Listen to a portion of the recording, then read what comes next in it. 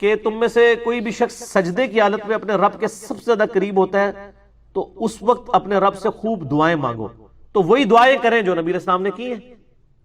بخاری مسلم دونوں میں موجود ہے کہ آپ صلی اللہ علیہ وآلہ وسلم سجدے اور رکوع کے اندر سبحانک اللہم ربنا وبحمدک اللہم اغفر لی پڑھتے تھے. میرے نماز والے ریسرچ پیپر نمبر 8 میں بھی موجود ہے سبحانک اللہم ربنا وبحمدک اللہم اغفر لی. اس میں اللہ کی حمد بھی ہے اور دعائیں مغفرت بھی ہے. یہ دعا آپ مانگیں جو نبی علیہ السلام خود مانگتے تھے. اور اس کے علاوہ آپ وہ تمام دعائیں مانگ سکتے ہیں جو دعائیں معصورہ ہیں کتاب و سنت کے اندر ہیں. کوئی بھی آپ دعا مانگ سکتے ہیں. حتیٰ کہ صحیح بخاری میں موجود ہے جب تم نماز کے تشہد میں دروشی پڑھ چکو اس کے بعد جو چاہو اپنے رب سے مانگو.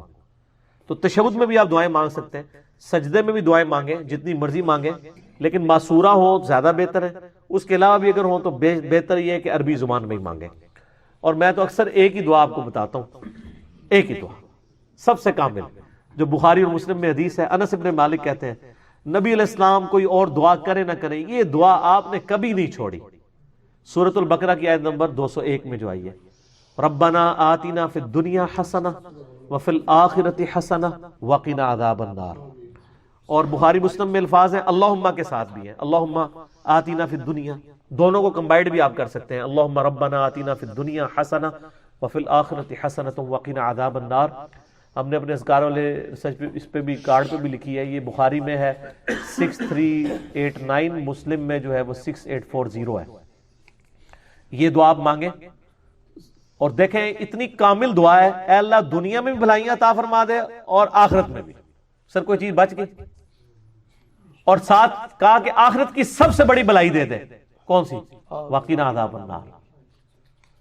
اب یہ مولویوں کی تسلی نہیں ہونا کہ وقنا عذاب القبری, وقنا عذاب الحشری, وقنا عذاب المیزانی, پتہ نہیں کہ کچھ لگایا, کیونکہ نبی علیہ السلام کی تعلیمات پہ شاید ان کو اعتماد نہیں ہے.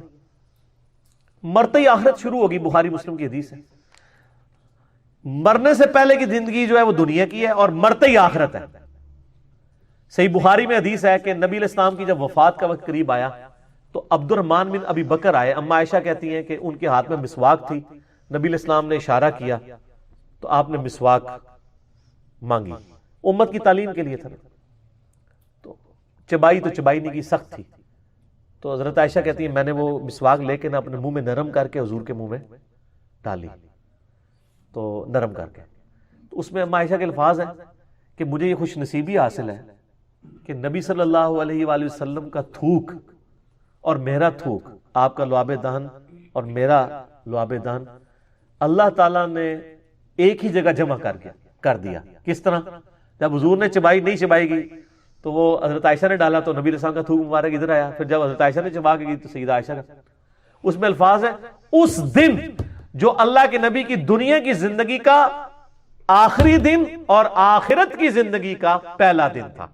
حضور کی وفات کے دن کو اما عائشہ نے کہا ہے کہ حضور کی زندگی کا آخری دن اور آخرت کا پہلا دن. یہ میں نے ثبوت میں کہا ہے کہ یہ جو میں نے عقیدہ بیان کیا ہے نا کہ مرتے ہی آخرت شروع ہو جاتی ہے, اس کے ثبوت میں نے یہ لفظ, اس میں الفاظ ہے کہ دنیا کی زندگی کا آخری دن اور آخرت کی زندگی کا پہلا دن. تو فی الدنیا حسنہ وفی الآخرۃ حسنہ, سب کچھ آ گیا. سر آپ دنیا کی ہر خواہش اس دعا کے اندر کر سکتے ہیں.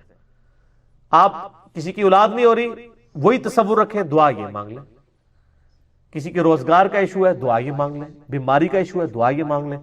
حتیٰ کہ مسلم شریف میں بڑی رکت انگیز حدیث ہے.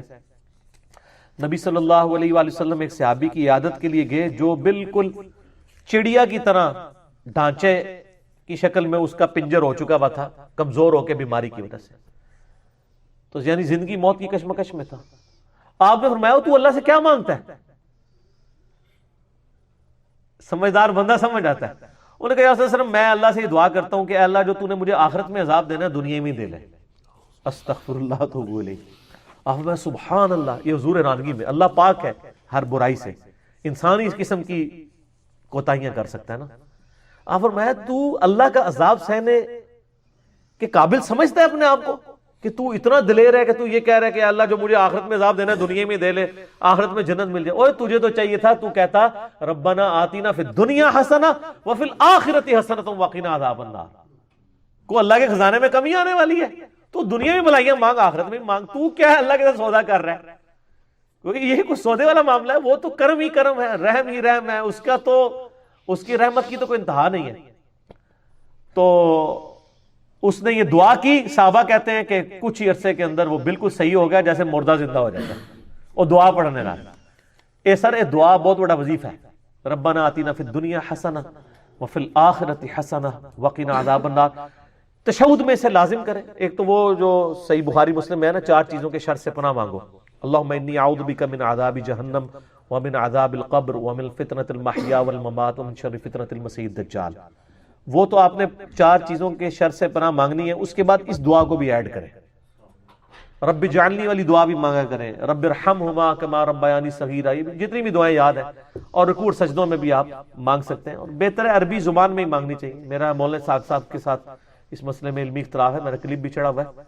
یعنی عربی مسلمانوں کا بانڈ ہے اور یونٹی کا ذریعہ، اور جو سوز و گداز اس کے اندر ہے وہ کسی چیز کے اندر ہی نہیں ہے۔ اور یہ کہنا ہے لوگوں کو ترجمہ نہیں آتا، سر ربنا آتینا کا ترجمہ یاد کرنے میں کتنا ٹائم لگتا ہے؟ ربنا، اے ہمارے رب، آتینا، ہمیں عطا کر دے، پھر دنیا، اس دنیا میں، حسنہ، حسنہ تو لفظ اردو میں بھی استعمال ہوتا ہے، ٹھیک ہے، حسن عاقبت لفظ بولا جاتا ہے، وفی الآخرۃ حسنہ وقنا عذاب النار۔ میرا خیال ہے یہ اس کا ترجمہ تو آلموسٹ سارے مسلمانوں کو آتا ہی ہوگا، یہ کوئی اتنی مشکل دعا نہیں ہے۔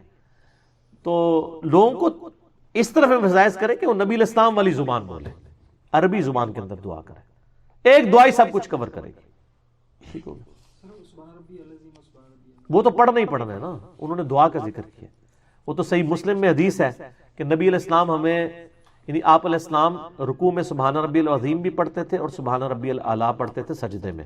اور جامعہ ترمذی میں حدیث ہے کہ نبی صلی اللہ علیہ وآلہ وسلم ہمیں حکم دیتے تھے کہ ہم رکوع میں سبحان ربی العظیم پڑھیں اور سبحان ربی الاعلیٰ سجدے میں۔ یہ تو آپ نے، یہ تو حکمی تسبیحات ہیں، یہ تو پڑھنی ہے، اس کے علاوہ دعائیں ہیں، ٹھیک ہو گیا۔